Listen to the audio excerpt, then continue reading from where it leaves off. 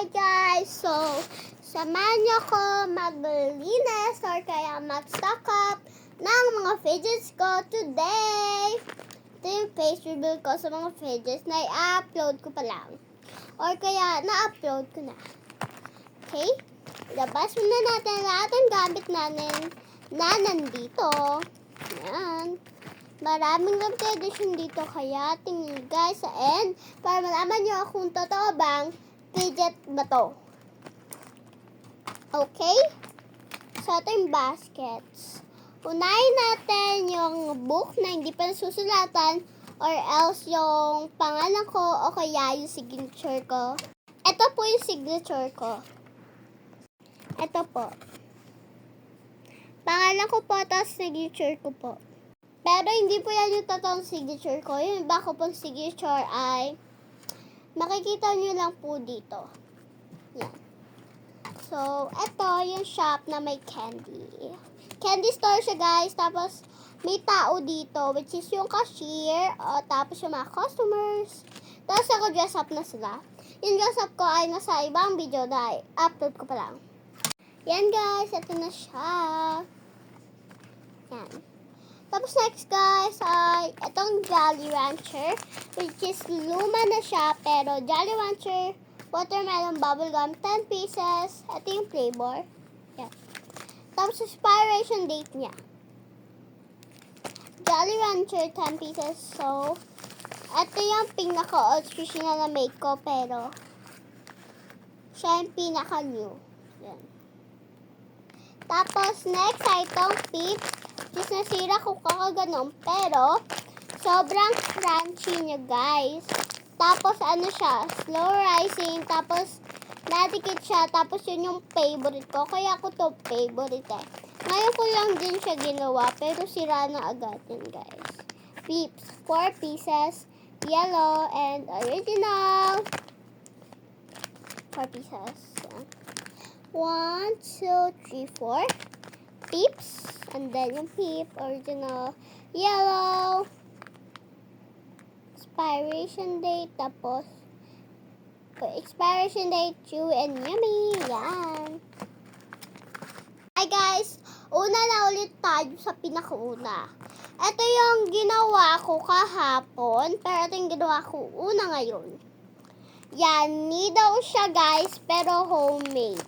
Slow rising siya, tsaka madikit siya, kaya favorite ko din siya. Siya yung unang favorite ko since nang nagawa na ako ng limited edition the squishy. First time ko lang makagawa ng square, tsaka puro ganito, yung ano ko, yung palagi na squishy ko ay flat lang. Pero dalawa na tong square tsaka rectangle. Tapos, ito yung watermelon squishy, pero uncommon siya kasi slow rise siya, nadikit siya, pero hindi siya ganun ka-squish. Ayun o. Slow rising, tapos nadikit. Diba? Yan. Tapos, ito yung Roblox. Ginawa ko din siya ngayon. Pag di nyo nakita, ayan lang niya. Ayun o. Ito pag walang filter. Yan guys. Dito lang siya lalagay. Tapos, ito yung Sour Patch Kids. Yung pinakauna kong ginawang homemade squishy. Tapos, favorite ko siya dati. Pero ngayon, hindi ko siya favorite. Kasi nasa below na siya. Yan. Tapos, wait lang guys. Tapos, ito naman Chip Ahoy. Wala siyang color pero slow rising. Nadikit, may expiration date, tapos masarap siya guys. Masarap pag ini-squish. Ayan guys. May air siyang nilalabas kaya maganda to. Tapos next ay KitKat. Ito yung dati kong favorite. Just nasa third wheel siya. So yeah. Pag ginanong ko siya, napapop siya. Pero dati pa itong pop siya. Kaya siya walang air. Squishy lang nasa inside. Yan. Tapos guys, yung Peeps. Ito. Tapos, oh my god. Oh my god.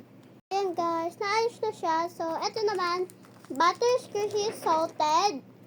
For us, network 113 kilograms yan. Tapos, si My Melody na ice cream cone, pero squishy din siya. Tapos, squishy na clear, tapos sticky siya. Tapos, keyboard na clickies, tapos favorite ko to guys. Tapos, eto last ay copy ng clickies. Yan. Pac-Man siya guys. So, yun guys, thank you for watching and sinamahan nyo ko sa pag-ayos ng collection ko ng squishies na bago kong ginawa. So, don't forget to like and subscribe, comment down below, and share this video, link down below. Tapos, comment down below kung anong gusto nyo iba ko bang gawin next time. So, guys, bye guys. Don't forget to like and subscribe or like and follow. Bye!